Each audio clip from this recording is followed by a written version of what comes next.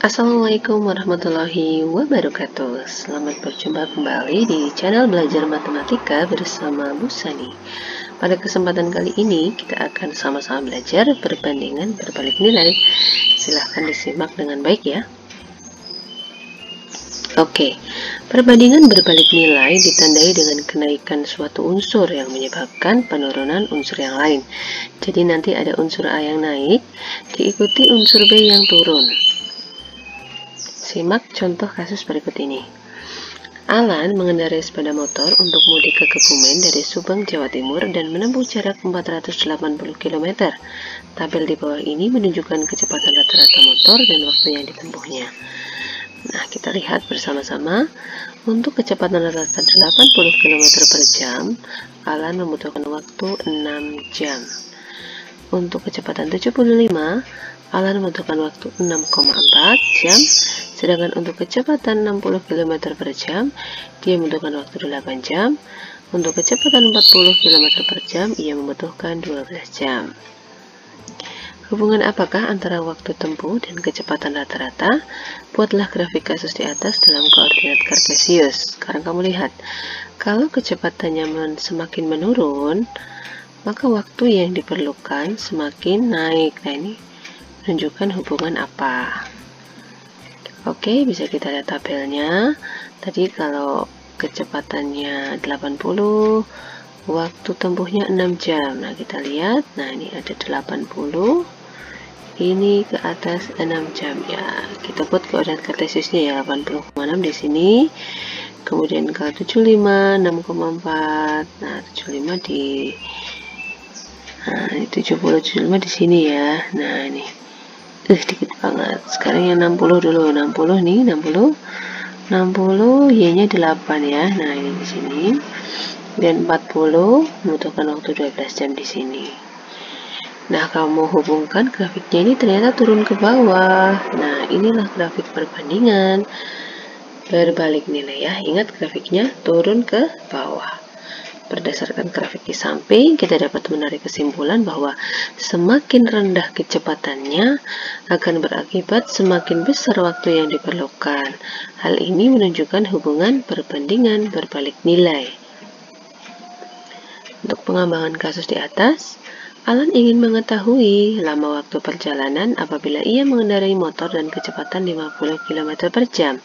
Bantu Alan untuk mencari waktu tempuh apabila ia menggunakan motor dengan kecepatan 50 km per jam. Nah, sekarang kalau kecepatannya 50, dia butuh berapa jam nih? Oke, kita gunakan alternatif penyelesaian sebagai berikut. Ya, kecepatan rata-rata dikali waktu adalah 480. Dari mana? Tadi kalau 80 dikali 6, 480 ya.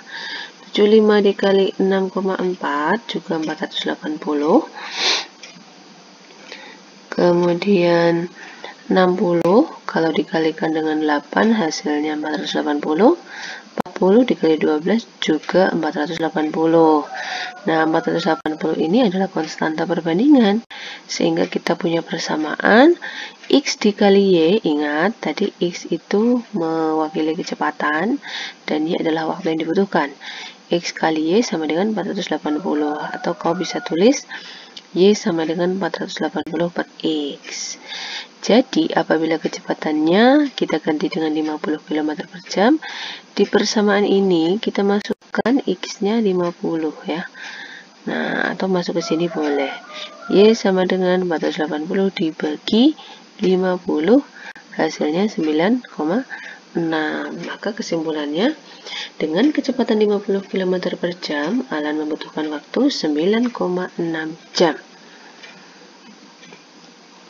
Nah, kita masuk ke persamaan perbandingan berbalik nilai. Ini X kali Y sama dengan K ya, dimana K adalah konstanta perbandingan. Ya, pada kasus Alan di atas, untuk kecepatan rata-rata dikali waktu adalah 480.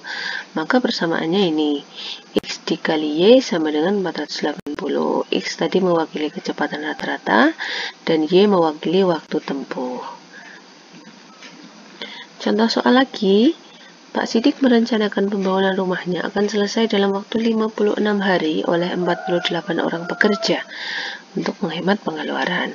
Ia melakukan perubahan dengan merencanakan kembali bahwa proyek pembangunan rumahnya harus selesai dalam waktu 32 hari. Ya, awalnya 56 hari, tapi akan dipersingkat menjadi 32 hari.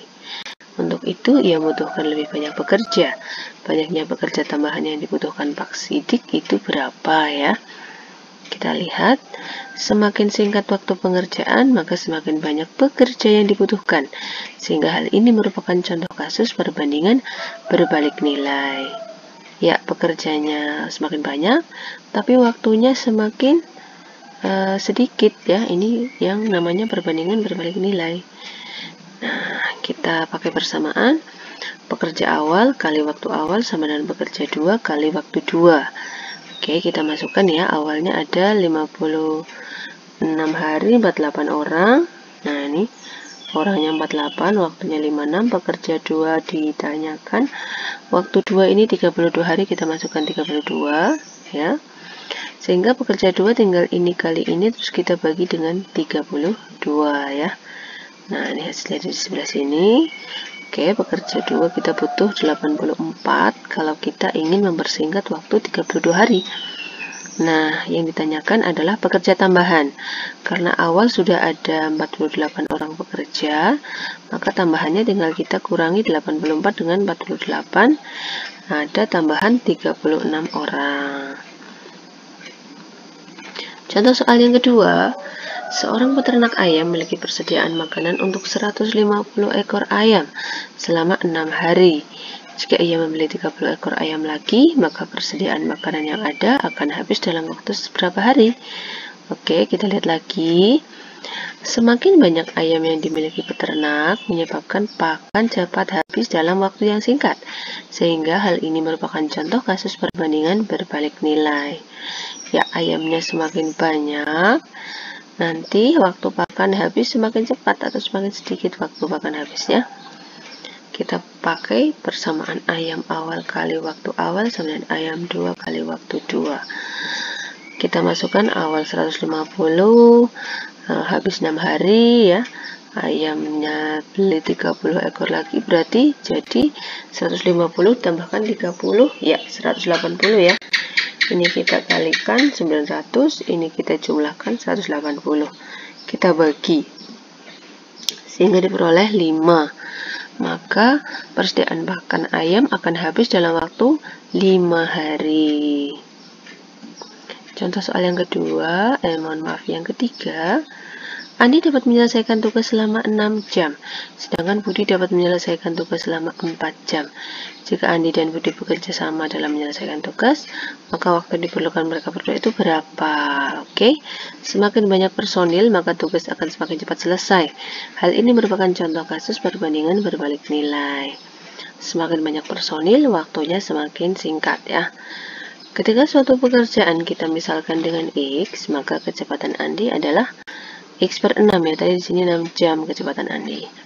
Kecepatan Budi X per 4, sedangkan untuk kecepatan mereka berdua tinggal X per 6 kita tambahkan dengan X per 4. Nah, kita samakan penyebut, jadi per 12 semua, diperoleh 5X per 12 atau X per 2,4. Sehingga waktu yang diperlukan mereka berdua adalah 2,4 jam atau 2 jam, sedangkan yang 0,4 kita kalikan 60 menit sehingga diperoleh 2 jam 24 menit. Nah, ini sebenarnya ada cara cepat juga, kita pakai penjumlahan ya. Kita pakai rumus ini, perkalian kita bagi dengan penjumlahan. Perkaliannya berarti untuk unsur ini 6 dan 4 kita kalikan,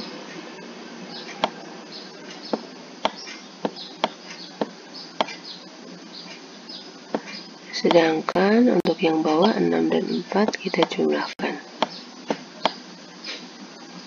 ya, sehingga diperoleh 6 kali 4 itu 24, sedangkan 6 tambah 4 itu adalah 10, sehingga diperoleh ya ini sama ya 2,4. Nah, gitu ya. Ini rumus cepat untuk kalau ada dua orang yang melakukan suatu pekerjaan bersama-sama. Nah, latihan soalnya, Bu Rini punya persediaan sekantung pakan ayam. Banyak ayam dan waktu yang diperlukan untuk menghabiskan pakan tersebut disajikan dalam tabel berikut.